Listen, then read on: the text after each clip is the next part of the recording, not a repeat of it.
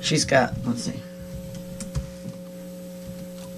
There's been a lot. I keep on trying to Google everybody, but it's hard to keep up. I think she was.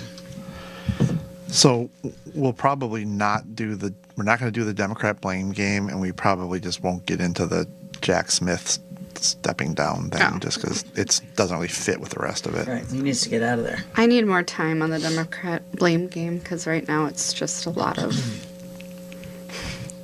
And we kind of did that last week. I know, I feel.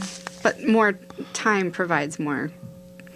And we are live to YouTube, just so you know, and I'm going live to Facebook now. All right. Okay. I'll take care of it.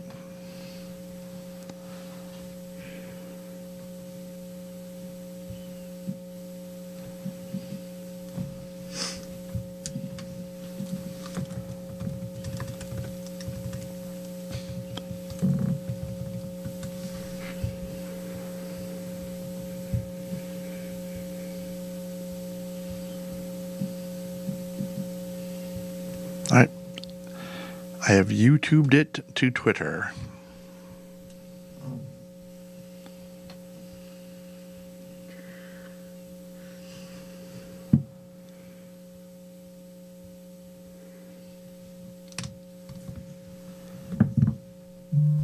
Okay, we are up on Facebook now if anyone wants to share it, and then we'll be ready, or I'm ready to go live now. We're ready. Okay.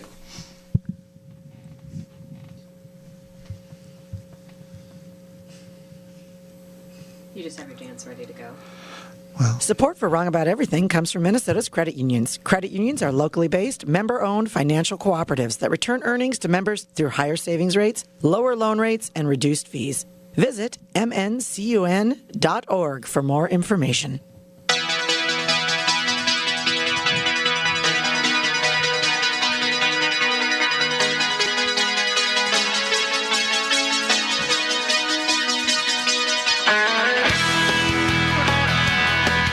Hey, everybody. Welcome to another episode of the Wrong About Everything podcast. I am Republican strategist and Twin City Sugar, Brian McDaniel.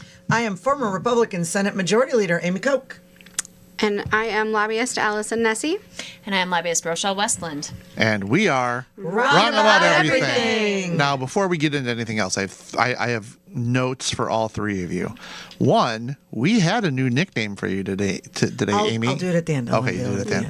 And then both of you are so much more than just lobbyists. We're all lobbyists. Why don't you tell the people what makes you special?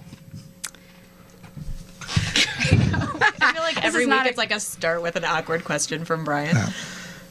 When did your parents get divorced, and was it your fault? My parents are still happily married after Yeah. 42 As years. As are mine, and I have no siblings because they stopped at perfection. So Yeah, well, mine are still married too. I don't know if happily is exactly the word, but My parents are pretty Mine aren't, but they made it to death till they part. yeah. I was going to say something awful, but you know, Don't. it's It been is right up my mouth. it's been a rough week. It's been a bit of a rough week. Finding time to be. Finding joy or cheer or jokes it's just not flowing as easily as it did 8 days ago. Oh, okay. I'm just not that funny. No. Well, here we are. Up to us. Here we are in You guys govern. You lead. the Minnesota Credit Union Network studio, deep in the pit of despair. Evidently, in MBC Studios in Northeast Minneapolis.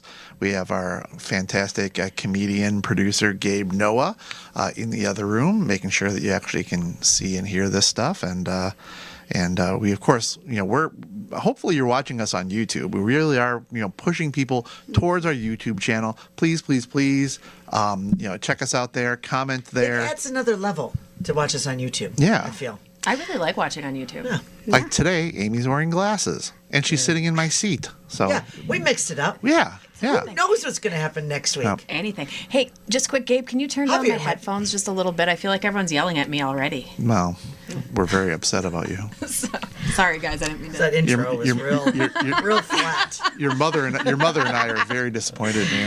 All right, I'll call her later. Yes. Also, please, if you'd like to see back episodes, go to www.wrongabouteverything-podcast.com.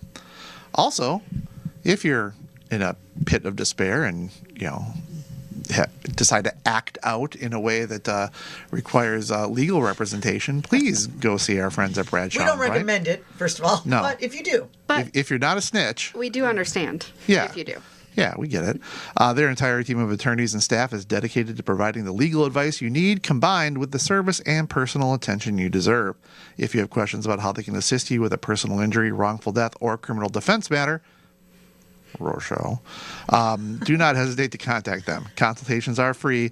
Please contact them at 800-770-7008 or at minnesotapersonalinjury.com. .com.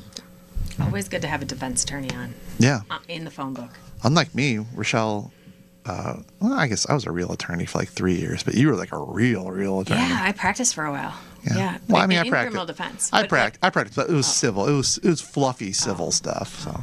Sorry, we had real jobs. Yeah. Oh, did you know? Actually, I didn't want the liability. My favorite thing is to say, I don't know, I'm not a lawyer. Yeah. I'm going to ask you guys. I'm not a real lawyer. I would say I don't know. I am a lawyer. Or I don't do that kind of law. Yeah. No. There you go. You can have it. Let me send you to my friend. It's like asking a podiatrist about your spleen. I don't know. Yeah. I Call guess a specialist. Call a specialist. Yep. At Bradshaw and Bryant. Or at the Minnesota Credit Union Network. I'm sure they have attorneys there somewhere.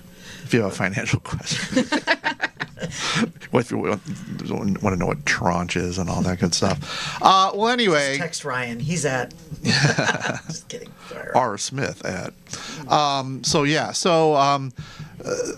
The show has been evolving today. One of the things we were going to talk about was looking at, President-elect Trump and who he is looking to put into his cabinet. We were coming in today saying, okay, some of this doesn't sound so bad, like Marco Rubio as Secretary of State. Kind of like that. I was a Rubio guy in 2016. I'm a big fan of Rubio, and picking the first woman to be chief of staff. That's not just for Republicans or Democrats. In Susie Wiles. I know that Allison, you knew more about Susie Wiles than I even did. I do. She's frankly an establishment Republican. I mean, Yeah. Well, and she's a steady hand. She's a steady hand. She's also been a lobbyist, so obviously brilliant. But a steady hand, someone who has worked in and out of government, and that brings me a bit of peace. But I talked to folks inside Trump group that worked for Susie, and they said with great respect, she's super tough, but Great. with like all respect. So, hooray! Yeah. So far, what what could possibly go wrong? And she's Pat Summerall's daughter. She's Pat Summerall's daughter. Exactly. And for those of you who are not people of a certain age, Pat Summerall was a football player, an eventual commentator. Did Monday Night Football with John Madden forever. And for those of us old enough to remember that, he was a very, very big deal. So Susie Wiles, I did, in prep for the show, learned a lot more about her and very impressive. And then we kind of got, Vivek, and we got Elon Musk. promises made, promises kept. That's what that is. Well, what's interesting is I heard that Vivek was a candidate to replace J.D. Vance for J.D. Vance's Senate seat. That's what I had kind of heard. But Amy, you know a little bit more about this because he and Elon got put into like. Yeah, so it's the Department of Government Efficiency. Yes. Which I was going to say innovation, and I knew that Right. that No, it's didn't Department sound of- right. It's the Doge, not to be confused with Dogecoin. So here again, as a Republican, I love the idea of a business person being, approaching government from an efficiency standpoint. There's certainly redundancies. There's certainly waste going on in federal government. It is massive, and it gets into every part of our lives. And frankly, there is just because of the size of it and the bureaucracy, there's efficiencies, no doubt about it. What I want to just say so first of all, You know, I like the idea of this. I don't mind it being business people, but from a business person standpoint, I would just say also you can't just go in and slash and burn, right? Making government efficient is about making government serve the people that pay the bills for that government, making it run better, which doesn't necessarily mean cutting out. It means using technology to make it more responsive. It's about like all of these things, and so I hope that Elon and Vivek like think about it in a very comprehensive Well, way. let me tell you, from working on counties for a long time and trying to get like streamlined processes for like eligibility forms, we are not great at implementing streamlined technology. So that is a, it's and it's never But a wouldn't that be sexy great? investment. It would be Right. great, but Be fantastic. but it's not cheap. Yep. I'm a little worried that those in charge of this Doge office also don't seem to have an appreciation for how government works in the first place, and I think that is a critical piece to start out with first. And just with the appointment of Elon and Vivek, it's my understanding that kind of the tech bros, the venture capital tech bros, who made essentially a deal with Trump that they would fully support them if they could get an opportunity to do this type of work in the White House. And that their guy is JD Vance. JD Vance has a venture capital background. There is a strong push by venture capital interests and funds managers to fight the regulation that the last 4 years or Democrats have tried to put on technology companies as well as venture capital endeavors. So just the progressive in me, I hate this. I hate this so much because I don't think it's coming from a place of wanting to stop fraud and waste. It's coming from a place of sincere self-interest. Well, sorry, you go, Amy. No, I just would say for me, it's not about finding efficiency for you and your company. It's about finding efficiencies for everyone. I agree. Well, and I have no problem bringing in business people if it's like a Larry Perlman or someone from Medtronic or Target or pick your big company. But this to me just kind of reeked of it's The Apprentice. We're bringing in 100%. Our famous friends who have done something amazing. Both of them, let's give them their flowers. They both have succeeded in their chosen fields, but we brought them in to kind of be to sit on a throne for all of us to kind of say, here we are nothing. We need your help. Please come in and tell us what to do. And I don't think these two kind of certainly more Musk than Vivek, but to these like celebrity business people, I don't think that they can come into government and roll up their sleeves, get spreadsheets in front of them and start figuring out what's wrong. I can see them coming in with grand edicts, and I'm gonna give them their chance to do it right. But it seems like they're gonna come in and say, "This is what I experienced as wrong. That slowed down my company," and it doesn't even mean that's wrong. Maybe some of those things do need to be taken care of, but it just doesn't look right. And so we kind of started off. Most of us thinking, okay, Wiles is a good pick, and I was surprised. That was a surprise. And Rubio was a good pick. Elise Stefanik, I like her at the UN. Yeah, and then we're kind of the Elon Musk appointment kind of was the first one. I was like, oh, okay, and then today, for the love of God, I mean.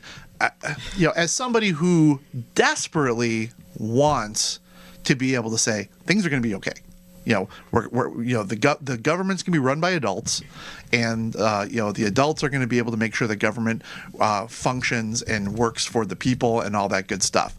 But with the appointment of Minnesota's own Pete Hegseth at Defense.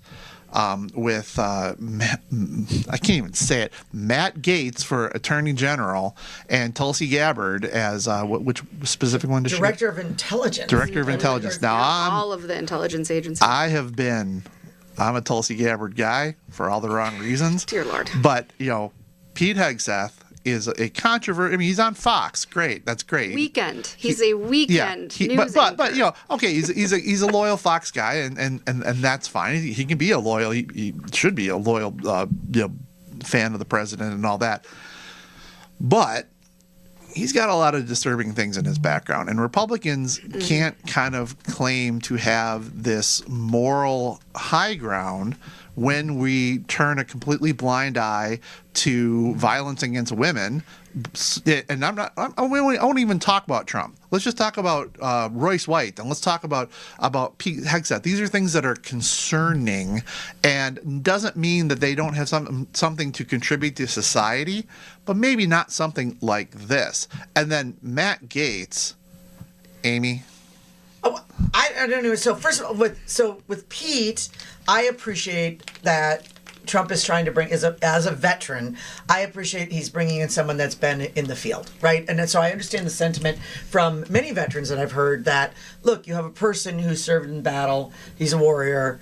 He understands this. I think that there are, I think that and so I respect that. We'll see what happens with that appointment in the Senate. But That's Can I ask fun. a question about from a military space? Yeah. I don't know what ranking he is, but I assume that most of the time a Secretary of Defense has some kind of ranking in the military. Is that correct? No, correct. like Donald Rumsfeld didn't been in the military Okay. at all. So no, it's not a It's not a It's not a requirement. It's not a requirement. requirement. No. No, It's not always military. when Pete Hegseth ran for Senate in Minnesota, I was a supporter. I was a volunteer. Wow. I saw him as, he was a very young guy at the time, but I saw him as the next kind of wave of conservative men, and then just kind of like more and more kind of stuff. He ended up not getting endorsed, even, which was. It was. I think that was the Kurt Bills year. That was Kurt Bills. Kurt Bills, who was my friend. So this is not a criticism of Kurt Bills, but Kurt Bills had a very slender campaign, and Pete Hegseth was going to be able to raise money and do all kinds of stuff. And I saw this as a failure of the Republican Party to put themselves in a position to win. Now. Pete Hegseth went on to bigger and better things, but It's more the Matt Gaetz stuff. Matt Gaetz seems like a troll. This is a trolling move. I don't think that Gaetz can get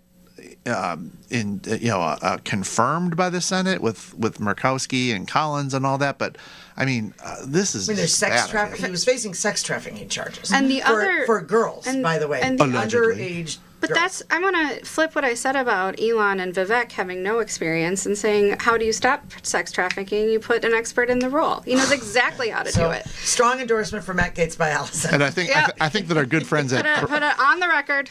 I think our good friends at Bradshaw and Bryant would like me to say allegedly, for all this stuff. Yeah. Oh, I'm sorry. Yes, I said he was under investigation. Yeah. Well, and That's and alleged. so Trump, 2016 Trump. Remember, what was he going to fight? He was going to fight the swamp, This feels swampy. and this feels super swampy. when you're putting Yeah, your but, like like- supporters in positions where I don't feel they're qualified and could be problematic, it's swampy. And he wasn't doing that. He was picking outside the box picks. I love that. That's great. Do outside the box picks. Don't do like the normal Washington picks.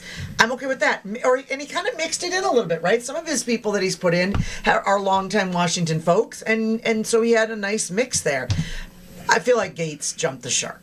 It just jumped the shark, and I don't get it. I think that, and to your point, Brian, the moral superiority of the Republican Party, and as a valid point, and the party values of the 90s, that's long gone. With it's too many examples, but with Gaetz and these critters of the swamp climbing up to leadership positions, it's kind of an FU. It's the FU choice, and the totally voter, an the FU choice. electorate. The majority of Americans are kind of in an FU mood, it feels like, and both this election cycle, the previous election cycles, they've just been super anti-establishment. People are sick and tired of establishment, and Trump is the king of anti-establishment. Well, and I'm GOP-y. I'm establishment GOP. I think you have to have people with experience in most of these positions. My problem isn't having a U.S. rep, former U.S. rep as Attorney General. That is not my problem at all. It's Matt Gaetz specifically. and it's disappointing. Now, it wasn't all bad news today. Because the Senate Republicans chose their majority leader, and they chose John Thune from South Dakota, so just right next door. And That was a sigh of relief, a little bit. I think that's an excellent choice. Yep. I think that it was between him and John Cornyn and Rick Scott, and I thought Rick Scott would have been the wrong way to go. But it kind of seems like the Cornyn people kind of eventually rallied behind the Thune people, and I think that is good because one, we want an independent Congress. We want an independent Senate. We want them to be not just, obviously everyone takes some guidance from the executive branch, but I want thinkers who are going to be able to say no, who are going to be able to, kind of make everybody, prove their point. And these are, John Thune is an extremely experienced legislator. He's been around a long time. He's unlikely to get pushed around, and I think it was an excellent pick by the Senate. Please. I think that Brian is making all the points today. No, we would like you to. In this new world order, we defer to the man. Yeah. No, I was relieved with John Thune over Rick Scott. I know that Trump's people were super pushing Rick Scott, and the fact that kind of the more seniority and it's establishment but experienced, and someone who has been there for a long time brings me a bit of relief. Well, and I this is this won't surprise you. I just reject that establishment. You didn't use it this way, but establishment should not be a dirty word. Yes. No, I think it's a fabulous thing. Experience is important. Yes. Yeah. Yeah. I guess just to drive that point home, so many people want to say, well, they've been in D.C. and they're just but there's actually just things to know about the proper running of the Senate and a firm and steady hand on the tiller, and someone that has been there through Democrats being in charge and other Republicans being in charge, and mistakes have been made and things that could be improved, and making sure that transparency and all of those things that are good, not for the Senate, not for Washington D.C., but for the American people. That's really where I'm focused when I'm talking about government efficiency. I love the idea of it, but make sure that it's about customer service and efficiencies and innovation in government and pushing the envelope on bureaucrats that move really slow. And the same thing with Thune. He is a steady, solid hand. He is for me, he's a rock solid conservative. Hooray, but also has the experience to navigate and to move things. And, he made very clear, we're going to move forward. Of course, Republicans are going to move forward with the Republican Republican president's agenda, just as the Democrats move forward largely with Biden's agenda. Yeah. That's how it works. But also they are meant to be an independent voice, and they should be. I don't like a trifecta of Democrats where all they do is exactly what Joe Biden wants them to do. And as Republicans, we should not want a Republican trifecta where everybody just does groupthink and passes things through. That's not the role. That's not how the founders formed us. That's not what our Constitution is about. Specifically, talking about Trump's tariffs, I have a lot of concern over that. Now, obviously, we have tariffs, and tariffs serve a purpose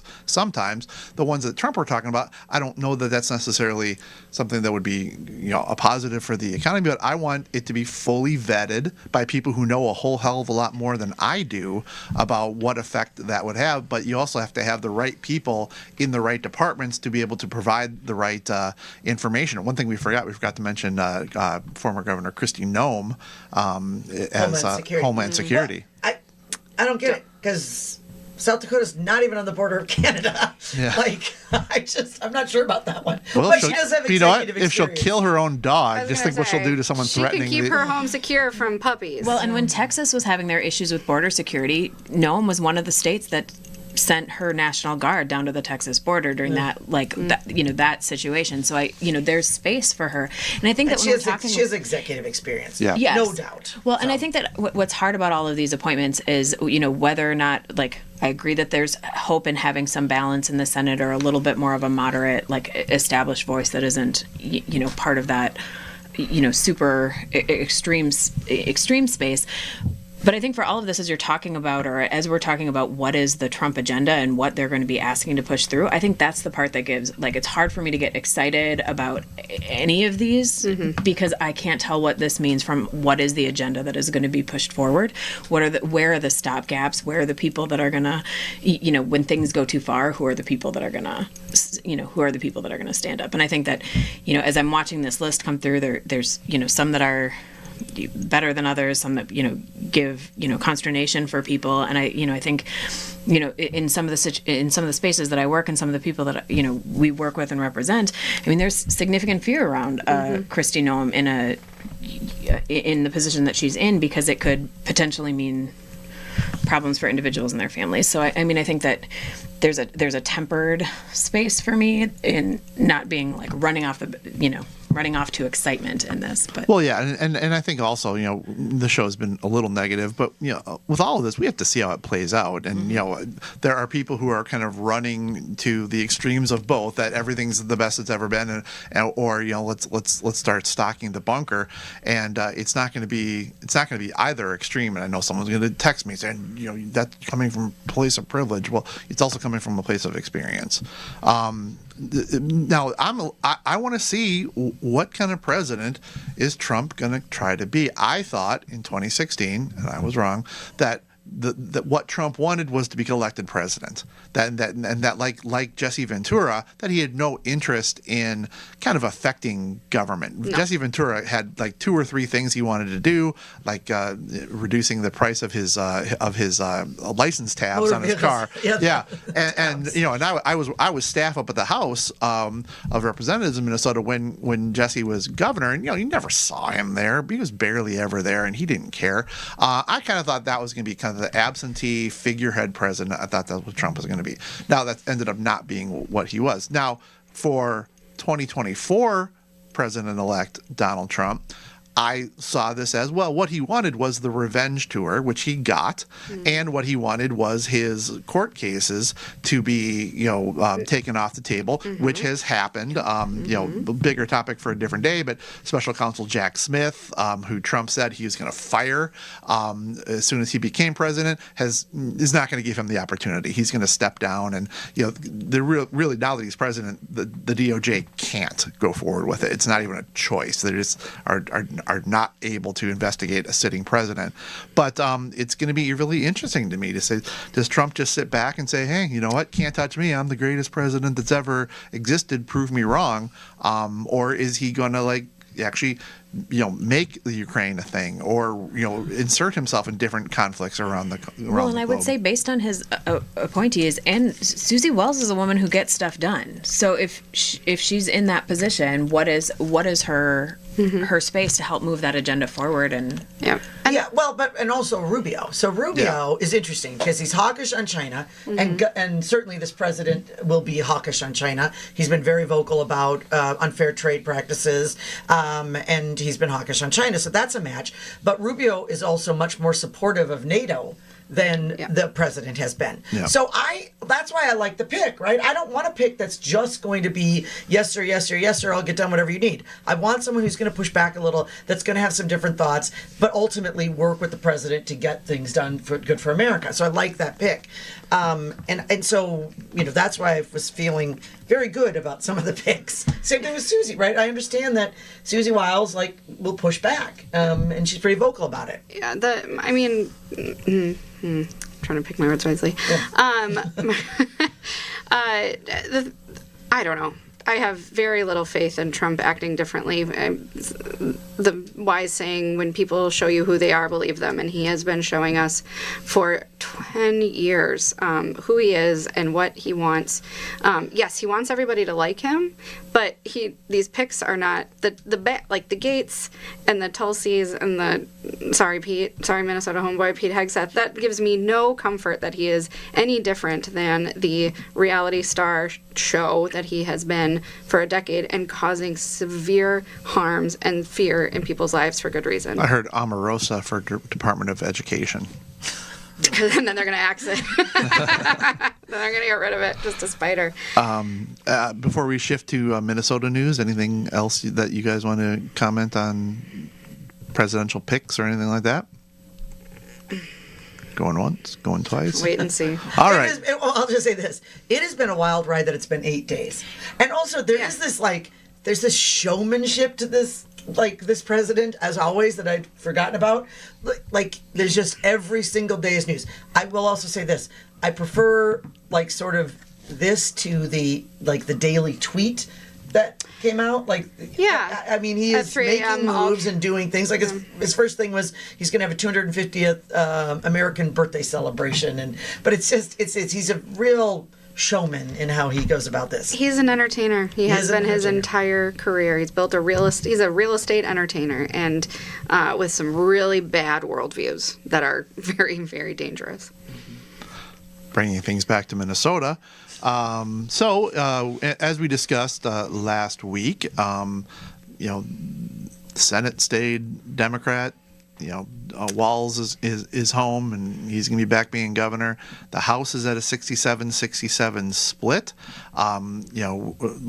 Information is coming out in dribs and drabs about how the Republicans and Democrats in the House are going to try to co-govern. There are 2 recounts, and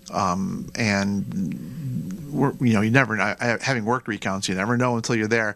The numbers are probably outside what's reasonable to think that there's going to be a flip. Both recount seats have DFL incumbents, and the DFL incumbents are in the lead. Though in the Shakopee seat, there's all kinds of shenanigans going on there with Shakopee. Well, because they had the 100% reporting into the Secretary of State On election night. on election night, you had the Republican winning. And then it came out, actually in a tweet from the Representative Brett Tapke, hold on, I'm hearing there's some discrepancies in what's on the Secretary of State website. Then the information was taken down from the Secretary of website, and put to zeros, and then put back up, and then the Representative Tapke, the Democrat now is in the lead, Representative Tapke. Yeah. I just think that there needs to be an explanation for that, and I haven't heard one. I would like to know what happened with that reporting, and why, if that's the case, was it only in this district? And also, again, Representative Wolgamott, Up in St. Cloud. a friend of the program, Yep. was behind, was losing with 100% reporting in, according to the Secretary of State website, and then the vote total ticked up. And it seems to be, I mean, maybe it was only because we were following them because they were so close, but I didn't see other districts doing that, and I'd like an explanation for how can 100% be voting in, and then votes are still coming and- in. I don't know what went. And an acknowledgement, I think, is also important, that at a time where half the country is saying that our elections are rigged, and the other half are saying they're not rigged, you big dummy, everything's perfect. This is something that does, and probably with the 4 of us too, it makes you have to question some of this stuff. And I'm not in any way, shape, or form trying to say that something untoward happened. But when you are posting things that are 100%, and then all of a sudden it's like, no, there's more votes for this person, more votes for this person, it's no longer stupid for people to say what's going on here. And in order to help preserve people's faith in institutions and democracy, you should be out screaming from the hilltops, here is what happened. We can prove that there were no shenanigans. I think the issue was a lot of uncounted mail-in ballots. That is what is actually Representative Wolgamott's lead is up now to 44 because they're doing signature verification of all of the mail-in ballots, and that is increasing the count. And I think. I mean, we'll get more information, so I don't want. Well, we should have Steve Simon on. He's been on the program before. he's- Secretary of State Steve Simon, and King, icon, legend. well, anyway, he would be a very good person to have on here, and I'm sure he would like to And also, I would speak say, to our he audience. has spoken before about the need because of people's concerns and sort of side eye when it looks at elections, that these sort of things have to be. Remember when the car was left open in Edina for the Yeah. courier, Yeah. and he talked about they fired the person that had done that. And he talked about the bonehead move. He was very quick to move in, Yeah. understanding that people are very and touchy when it comes to election integrity, and especially in this environment. Remember in So, Dan Sparks' race years ago that there was now it's been there so long. was something. What Th- was it was that? they were in the Senator fireplace. Sparks. They found like ballots in a fireplace. That's right. We should look back up and see. Now I don't remember exactly how that all went down, but it was something super goofy like that because Yep, was that that's Dan right. Sparks and Grace Schwab? Yep, it was. I think it was Grace. It was before my time. Yeah. But he was a state senator from like Austin. Austin Alabama. Everett Yeah. Lee. Yep. Yes, Austin's the And best town in Minnesota. Grace Schwab had the seat, and then it was a pickup with Dan Sparks, right? Yeah. And there were ballots in a fireplace. Yeah. Well, yeah. Anyway, Or so allegedly. So, We're it was- back it to was something like allegedly. that. Allegedly, Matt love it. Gates and allegedly ballots. Although I do want to clear the Matt Gates thing. The men that were also involved in this, they are convicted and Yeah. they're in jail. Yeah. He's just not. So Yep. so it's alleged for him, but not his friends. Right. Okay, and then also for Minnesota, staying in Minnesota, legislative leadership has been picked. No big surprises there. The four leaders that were kind of in charge before are in charge again. But in the House, as we said, we have two speaker designates. Well, let's call them out. So, Senate Majority Leader is Aaron Murphy. Aaron Murphy, St. Paul. St. Paul. In Senate Republican Leader is Senator Mark Johnson Mark from Johnson. like Thief River Falls or like East Grand Forks. East Grand Forks. Shout That's out to- right. 'Cause shout out to Bernie's. Shout out to Bernie's.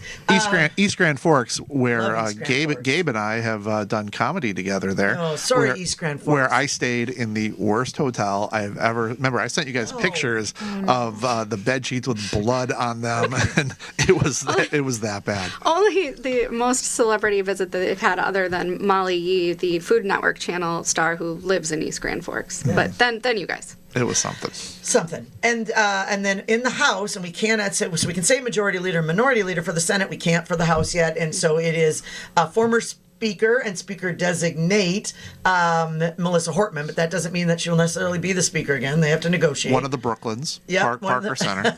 It's Park. It's Brooklyn Park.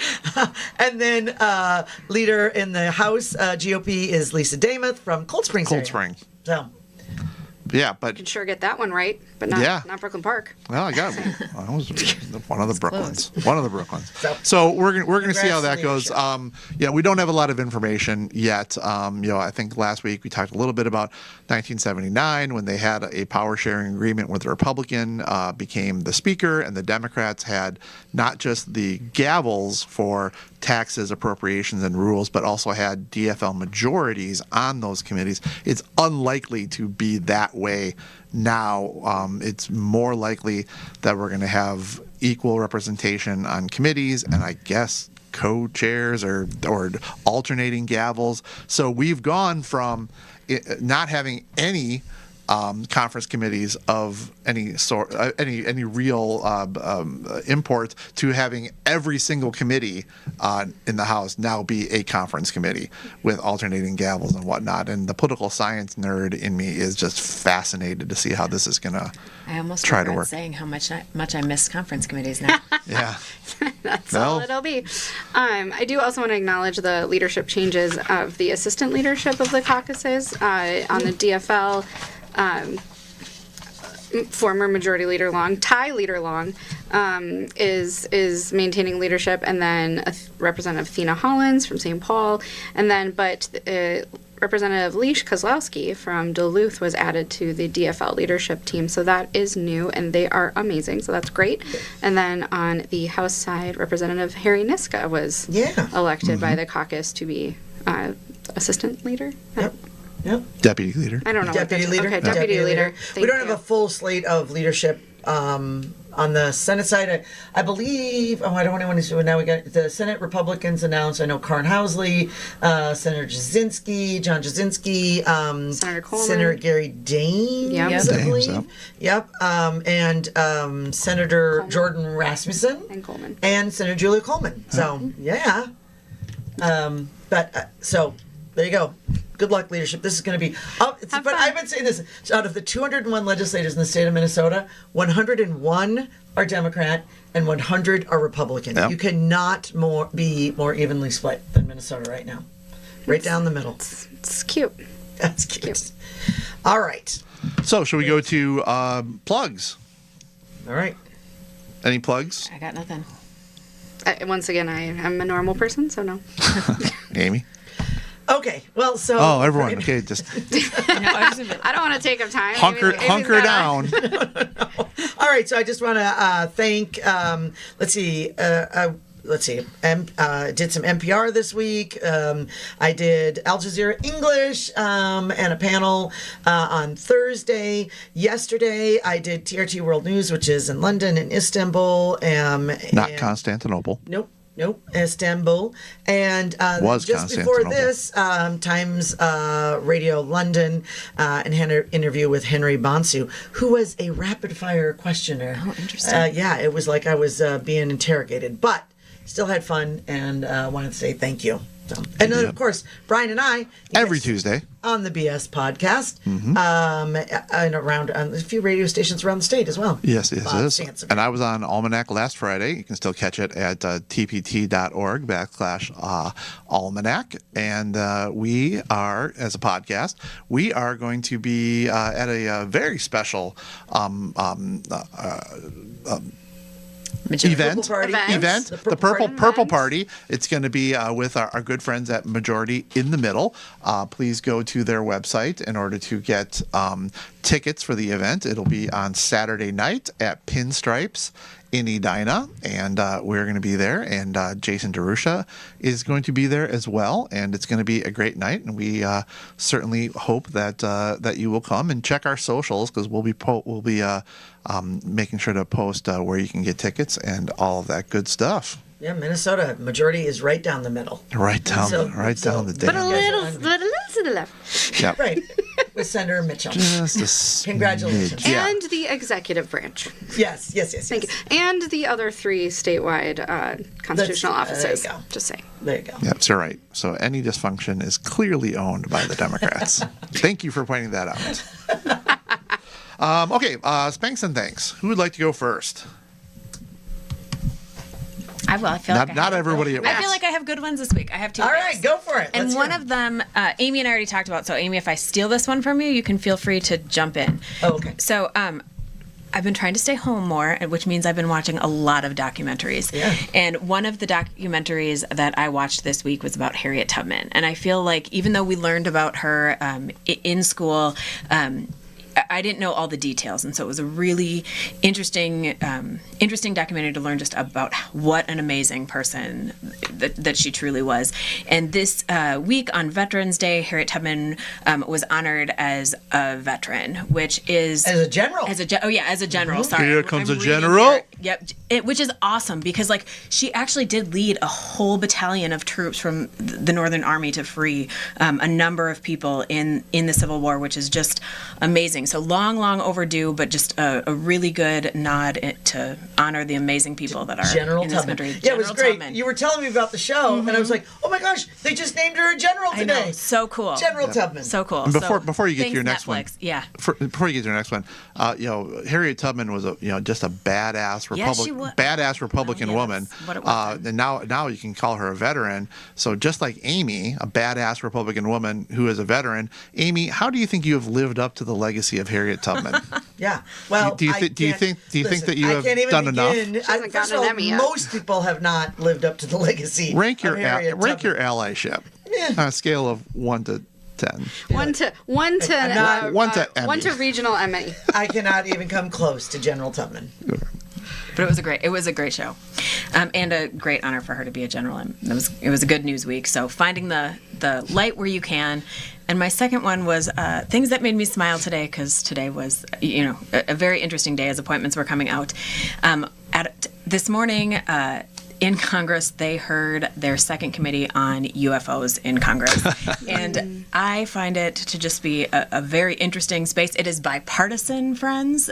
So a bipartisan hearing on UFOs that are apparently on land and in sea. And, today it was on technology and how the technology of these crafts have impacted the United States. And there's a lot that they can't tell you, but I find it a delightful sidetrack of the mind. As an adult, I am not all that interested in UFOs, but as a child, I was terrified of them. I never got into them as a child. I just think it's interesting that this is the congressional hearing of the day. Yeah, well, you know why? Because they're real. Well, Space Force needs Space Force. Space Force. Literally. Space Force needs something to do. It's happening. Yeah. So. Yeah. At my nieces and nephews' school this week, they were honoring veterans, and Space Force was one of them. Nice. I was in a congressman's office in D.C. last year, and he had all of the, Regalia. regalia, and Space Force was up there. That's great. That's super.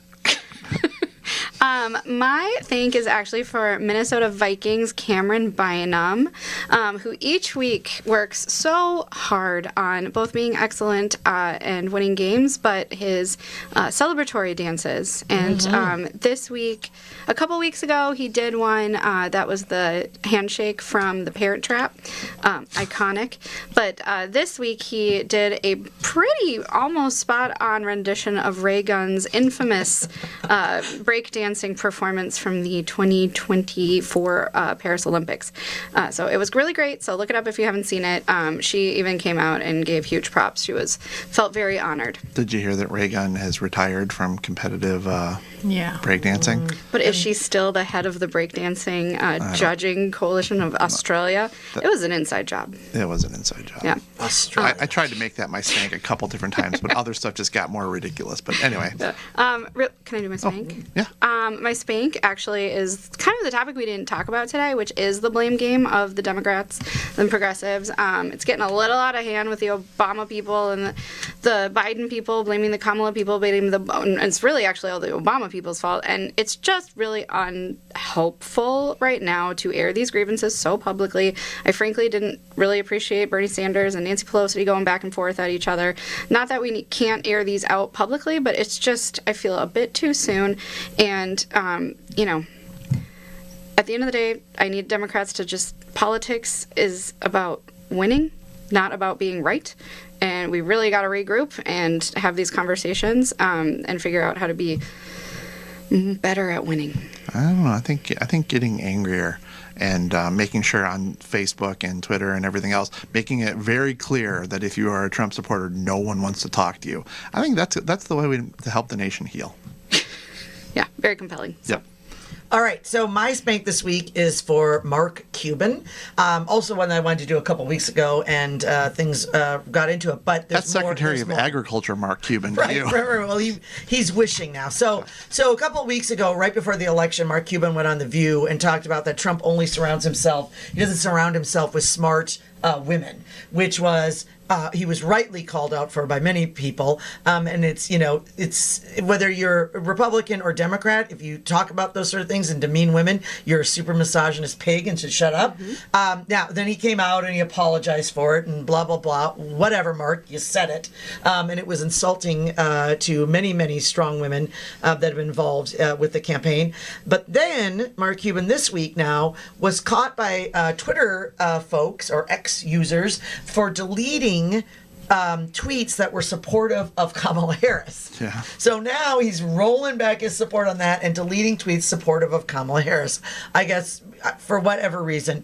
And now he's entirely left X. Apparently, about a day ago or so, he removed himself from Twitter for being, saying it was a hateful platform. But Mark, maybe you should start with looking at yourself and how you're acting before calling out all the other folks. And not that Twitter isn't a very difficult atmosphere from time to time. I've hated it myself a few times, but you certainly didn't do anything to not contribute to that, sir. So you are spanked. My thank this week is, of course, it was Veterans Week, Veterans Day on Monday. Thank you to all the veterans. I do want to point out, and I will pull these statistics that I'm so grateful for all those that have served. But it's important to note that Veterans Day, while it is one day, we need to make sure that our veterans are supported 365. And there was a statistic that was shared that is very striking and highlights many of the issues that today the suicide rate among women veterans between 2020 and 2021 was 24.1%. This is higher than their male counterparts, but both the numbers for suicide and PTSD and struggles for our veterans are unacceptably high. And it's great to have parades. It's great to have Veterans Day, but these are folks that have served us and done things that most of us, are not able or are not willing to do. And we need to get behind them all the time and make sure that all the supports are there for them, not just when they're in the field, not just the first day they come home, not just Veterans Day, but all the time. So. Thank you very much, Amy. Just to piggyback on that a little bit, my father, John McDaniel, did 2 tours in Vietnam, and his dad, my grandfather, Fred McDaniel, just Harold, but he went by Fred. And he died when I was young, but when my grandmother died, we got to find all of or a good number of letters that he had sent her, and he had somebody fell into the water as a ship was docking, and my grandfather jumped into the water, pulled him out, but didn't get out of the water himself in time, so his foot got crushed, and he was very worried that he was not going to be able to go fight. He ultimately was able to, but there was just a different mentality for the greatest generation. So I want to thank all of them. And Veterans Day is also my son Matthew's birthday, and my mother's birthday is the 4th of July. And one you got a patriotic birthday. Yeah, one 4th of July. Matthew said, "Oh, I wish that my birthday was on a holiday." I said, It's Veterans Day. He goes, "Don't put that on Facebook." That's a parenting. So Yeah, announce it on the podcast. a little bit. Anyway, so thank you all. I will be very quick with mine. I have 2 spanks. I'm spanking former FEMA worker, Federal Emergency Management Agency, Marnie Washington, who was fired for instructing her subordinates to skip over houses with Trump signs and banners in Lake Placid, Florida, after Hurricane Milton. She said, well, we are instructed to avoid conflict. So evidently there is an assumption that there's going to be conflict and that those people are less deserving of aid. So for people who like to talk about how important life is, you got to take care of all people. It can't just be the people that you agree with. So Marnie Washington was fired, and deservedly so, and she is spanked. And my second spank is to Jamal Simmons, who is the former communications director for Vice President Harris. He was on State of the Union with Dana Bash on CNN this week, where he said that President Biden now should resign, so that way Kamala Harris can become the first female president of the United States. Now, everybody would know that is a terrible idea. That would the first president of the first female president of the United States. It shouldn't be because of a fluke like that. It should be earned and through the American people voting for such a person. But to think that would be something that people should celebrate shows a lot of ignorance on his part. He also said it would dominate the news cycle, taking attention away from Trump. It would change the narrative, whatever that means. It would also help her avoid the embarrassment of having to certify Trump's election, and it would cause Trump to rebrand all of his merchandise from 47 to 48. I like that one. Yeah. I like that one a lot. Yeah. It would make those Trump 47 ones a collector's item. And then he also said it would make it easier for the next woman who's running for president to take that pressure off her. So that's just stupid. And from one of my favorite SNL skits ever, Jamal Simmons, you should just eat a big bowl of hair because you're dumb. And with that... What? Is that a saying? It's from Saturday Night Live. You should just eat a big bowl of hair because you're dumb. It was What's that? not Daniel Moynihan. Bobby Moynihan? Bobby Moynihan, yeah. Anyway, it's one of my favorites. You should just eat a big bowl of hair because you're dumb. So with that, I ain't eating no hair. Brian McDaniel. I'm Minnesota's sweetheart, Amy Koch. There you go, Javier. I am a bit too down to find something funny to say. Allison Nessie. I am still in search of a snappy nickname, Rochelle Westland. It's Rachel. Rachel. And we are Wrong Wrong About Everything. Come to the Purple Party, everybody. Majority in the middle.